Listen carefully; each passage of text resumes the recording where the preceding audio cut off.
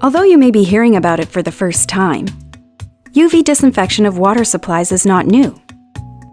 The need to treat water to avoid disease was even recognized by early civilizations. In fact, exposure to sunlight was one documented method. It wasn't until the early 1900s that the role of UV light in particular was well understood and the technology was developed so that UV light could be used in a controlled and meaningful way. Since then, UV water disinfection has been widely adopted by municipal water providers in Europe and North America to safeguard public health. Over the years, advancement in the technology continued to make ultraviolet systems more compact and more energy efficient. In the early 1960s, UV water treatment systems were applied to residential water treatment, and their popularity has continued to grow. Nowadays, UV disinfection is used in homes and businesses around the world to ensure the water supply is safe and free of harmful microbes.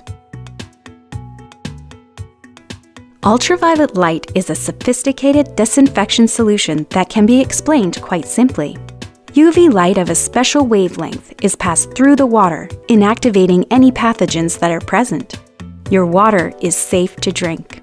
To get just a little more technical about it, UV disinfection is a physical process.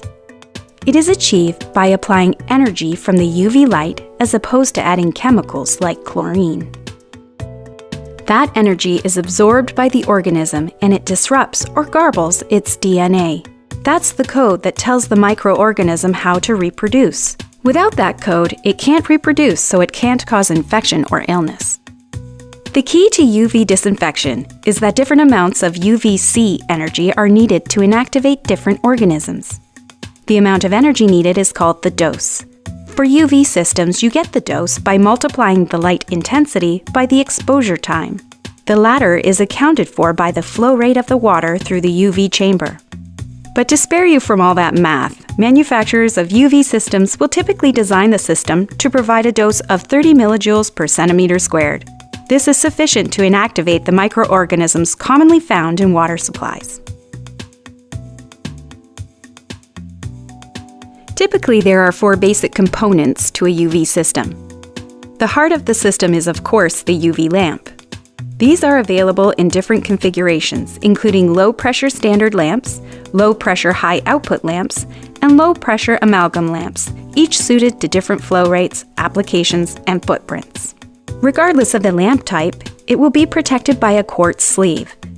This looks like a simple glass tube, but it is critical that it be high-quality quartz because it has to allow as much UVC light to pass through it as possible. The lamp and sleeve are fitted into a stainless steel chamber. The water flows through this chamber at a defined rate to ensure sufficient exposure to the UV light to inactivate any pathogens present. Lastly, the system requires a controller.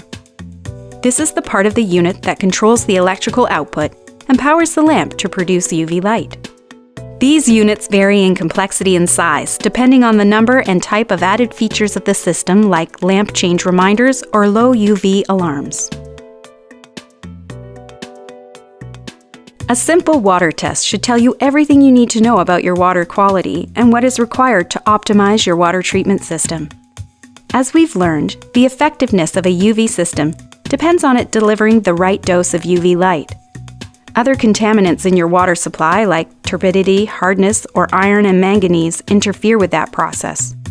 So, it may well be necessary to apply pre-treatment like a sediment filter or water softener. Your water treatment professional can make the right recommendations.